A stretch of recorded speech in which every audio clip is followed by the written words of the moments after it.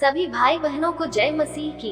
आज की कहानी पर जाने से पहले आप सबसे निवेदन है कि आप इस चैनल को लाइक, सब्सक्राइब और बेल आइकन को दबा लीजिए ताकि आगे आने वाली सभी वीडियो का नोटिफिकेशन आपको समय पर मिलता रहे। धन्यवाद। आज की कहानी सच्ची मित्रता के विषय में है। प्रभु यीशु ने भी यूहन्ना 15:13 में कहा है, इससे बड़ा प्रेम किसी का नहीं कि कोई अपने मित्रों के लिए अपना प्राण दे। तो आज की कहानी दो ऐसे मित्रों के विषय में है जिन्होंने अपनी मित्रता से पवित्र शास्त्र में एक मिसाल कायम की और सच्चे परमेश्वर के वफादार बने रहे, योनातन और दाऊद। हाँ जी, ये दोनों सच्चे मित्र थे। योनातन और दाऊद की कहानी महान मित्रता में से एक है। योनातन ने दाऊद को अपने पिता शाऊल से बचाने के लिए हर संभव प्रयास किया और योनातन के मरने के बाद दाऊद ने भी उसके बच्चों की देखभाल की। इन दोनों महान मित्रों ने एक दूसरे के लिए इस प्रकार से कार्य किया कि परमेश्वर की सारी योजना पूर्ण होती गई और परमेश्वर ने भी ऐसी सच्ची मित्रता को पवित्र शास्त्र में दर्ज किया है ताकि हम भी उस महान मित्रता को देखकर और सुनकर अच्छी शिक्षा को सीख सके। वे न केवल भावनात्मक रूप से एक दूसरे से बंधे थे बल्कि उन्होंने शारीरिक रूप से भी अपने प्रेम का इजहार किया। योनातन एक हिब्रू नाम है जिसके नाम का अर्थ है यहोवा ने उपहार दिया, जो कि अपने नाम के अनुसार दाऊद के लिए एक उपहार था। बाइबल में शमूएल की पुस्तक के अनुसार वह इजराइल के पहले राजा शाऊल का सबसे बड़ा पुत्र और दाऊद का करीबी मित्र था। योनातन का वर्णन बड़ी ताकत और तीरंदाजी के साथ साथ एक अच्छे मित्र होने के रूप में किया गया है। कहानी के अनुसार योनातन का सबसे पहले वर्णन 1 शमूएल 18 का एक वचन में आया। जब दाऊद शाऊल से बातें कर चुका तब योनातन का मन दाऊद पर ऐसा लग गया कि योनातन दाऊद से प्राण के बराबर प्रेम करने लगा। लेकिन उससे पहले हमें ये पता होना चाहिए कि योनातन ने दाऊद को अपना मित्र कैसे बनाया। इन दोनों की मित्रता होने से पहले 17 अध्याय में एक बहुत बड़ी घटना होती है जहां पर इजरायलियों और पलिश्तियों के बीच युद्ध हो रहा होता है जिसमें इजराइल के लोग जीत जाते हैं। जब युद्ध का शोरगुल खत्म हो गया तब उस घाटी में खामोशी छाई हुई थी। तब राजा शाऊल ने कुछ आदमियों को अपने तंबू में बुलाया। उसका सबसे बड़ा बेटा योनातन भी आया हुआ था। उनके बीच दाऊद नाम का एक चरवाहा पूरे जोश से अपने किस्सों को सुना रहा था। योनातन को इस्राएल की सेना में सेवा करते कई साल हो गए थे और इस दौरान उसने कई जंग जीते थे, मगर आज इस्राएलियों को जीत उसने नहीं बल्कि दाऊद ने दिलाई थी। दाऊद ने उस लंबे चौड़े गोलियत को मार गिराया था। सब उसकी वाहवाही कर रहे थे। दाऊद और शाऊल की इस बातचीत के बाद योनातन और दाऊद के बीच गहरी दोस्ती हो गई और वह अपनी जान के बराबर दाऊद से प्यार करने लगा। योनातन ने दाऊद को अपनी सैन्य पोशाक, यहाँ तक कि अपनी कमान भी दे दी। इन दोनों ने आपस में दोस्ती का करार भी किया। उन्होंने एक दूसरे से वादा किया कि वे हमेशा दोस्त रहेंगे और एक दूसरे का साथ देंगे। इस तरह योनातन और दाऊद की दोस्ती शुरू हुई और आगे चलकर वे इतने पक्के दोस्त बने कि बाइबल में उनकी दोस्ती की मिसाल दी जाती है। परमेश्वर पर विश्वास रखने वालों के लिए उन दोनों की दोस्ती बहुत मायने रखती है। अगर हम भी सोच समझकर दोस्त बनाएं, सुख दुख में उनका साथ दें और उनके वफादार रहें, तो हम एक दूसरे का विश्वास मजबूत कर पाएंगे। तो आइए देखें कि योनातन किस तरह का दोस्त था और हम उससे क्या सीख सकते हैं। योनातन ने पहली मुलाकात में ही दाऊद से दोस्ती क्यों कर ली? जवाब जानने के लिए आइए सबसे पहले कुछ बातों पर ध्यान दें। योनातन बहुत ही मुश्किल दौर से गुजर रहा था। उसका पिता शाऊल बहुत बदल गया था। एक वक्त पर वह नम्र, आज्ञाकारी और परमेश्वर पर विश्वास रखने वाला राजा था, लेकिन अब वह घमंडी और आज्ञा न मानने वाला बन गया था। शाऊल के स्वभाव में ये बदलाव देखकर योनातन को जरूर दुख हुआ, क्योंकि वह अपने पिता के बहुत करीब था। योनातन को यह चिंता भी सता रही होगी कि उसके पिता की वजह से न जाने अब यहोवा के चुने हुए राष्ट्र पर क्या बीतेगी। इन बातों से हम समझ पाते हैं कि योनातन ने जवान दाऊद से दोस्ती क्यों की। उसने देखा कि दाऊद का विश्वास मजबूत है। जहां शाऊल के सभी सैनिक लंबे चौड़े गोलियत को देखकर थर थर कांपने लगे थे, वहीं दाऊद बिल्कुल भी नहीं घबराया। योनातन की सोच दाऊद से मिलती जुलती थी और उनमें कई बातें भी एक समान जैसे थी। उन दोनों को यहोवा पर पूरा विश्वास था और वे परमेश्वर से बहुत प्यार करते थे। यही वजह थी कि उन दोनों में गहरी दोस्ती हो गई। ये सच है कि योनातान और दाऊद में बहुत फर्क था। योनातान एक शक्तिशाली राजकुमार था और उसकी उम्र 50 के आसपास थी, जबकि दाऊद एक मामूली चरवाहा और उसकी उम्र करीब 20 साल थी। फिर भी ये बातें उनकी दोस्ती में रुकावट नहीं बनी। योनातान और दाऊद ने जो करार किया था, उस वजह से उनकी दोस्ती कायम रही। वह कैसे? दाऊद जानता था कि यहोवा ने उसे इस्राएल का अगला राजा चुना है। क्या उसने यह बात योनातान से छिपाई? नहीं। अच्छे दोस्त एक दूसरे से कोई बात नहीं छिपाते, वे हमेशा सच बोलते हैं। जब दाऊद ने योनातान को ये बात बताई होगी, तो उसे कैसा लगा होगा? हो सकता है योनातान ने सोचा हो कि एक दिन वह राजा बनेगा और जो गलतियां उसके पिता ने की थी, वह उन्हें सुधारेगा। लेकिन अब ये जानकर कि वह नहीं बल्कि दाऊद राजा बनेगा, क्या उसे दुख हुआ? बाइबल इस बारे में कुछ नहीं बताती, मगर इतना जरूर बताती है कि योनातान वफादार और उसमें मजबूत विश्वास था। योनातान साफ देख सकता था कि दाऊद पर यहोवा की पवित्र शक्ति काम करती है। इस वजह से वह दाऊद के साथ किया करार निभाता रहा। वह दाऊद को अपना दुश्मन नहीं बल्कि दोस्त मानता था। योनातान की यही ख्वाहिश थी, परमेश्वर की ही मर्जी पूरी हो। योनातान और दाऊद की दोस्ती उनके लिए एक आशीष साबित हुई। हम योनातान की दोस्ती से क्या सीख सकते हैं? यही कि परमेश्वर के सेवक सच्ची दोस्ती की दिल से कदर करते हैं। यह जरूरी नहीं कि हमारे दोस्त हमारी उम्र के हों या उनकी परवरिश हमारी जैसी हुई हो, लेकिन अगर उनमें सच्चा विश्वास हो तो उस दोस्ती से हमारा बहुत भला हो सकता है। योनातान और दाऊद के साथ ऐसा ही हुआ। उन्होंने कई मौकों पर एक दूसरे का हौसला बढ़ाया। आगे चलकर उन्हें और भी हौसले की जरूरत पड़ती, क्योंकि उनकी दोस्ती की जबरदस्त परीक्षा होने वाली थी। शुरू में शाऊल को दाऊद से बहुत लगाव था। उसने दाऊद को अपनी सेना का सेनापति भी बनाया, मगर फिर शाऊल को दाऊद से जलन होने लगी। दरअसल दाऊद एक के बाद एक इस्राएल के दुश्मन फिलिस्तियों पर जीत हासिल करता गया। इस वजह से सब लोग उसके गुण गाने लगे और उसकी इज्जत करने लगे। इस्राएल की कुछ औरतों ने तो ये गीत भी गाया, शाऊल ने मारा हजारों को, दाऊद ने मारा लाखों को। शाऊल को ये गीत सुनकर बिल्कुल अच्छा नहीं लगा।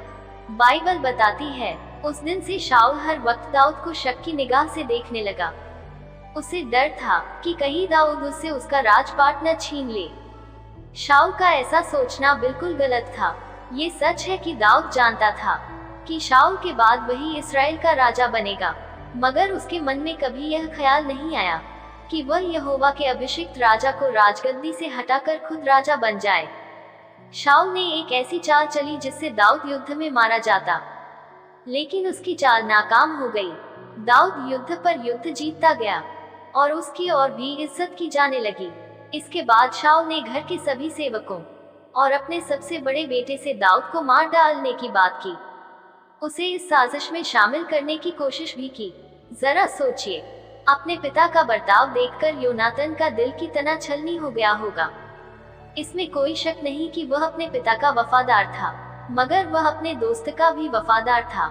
लेकिन अब जब इन दोनों में से किसी एक के वफादार रहने की बात आई, तो वह किसका साथ देता? योनातान ने अपने पिता से कहा, हे राजा, अपने सेवक दाऊद के खिलाफ कोई पाप मत कर, क्योंकि उसने तेरे खिलाफ कोई पाप नहीं किया है, बल्कि हमेशा तेरी भलाई के लिए ही काम किया है।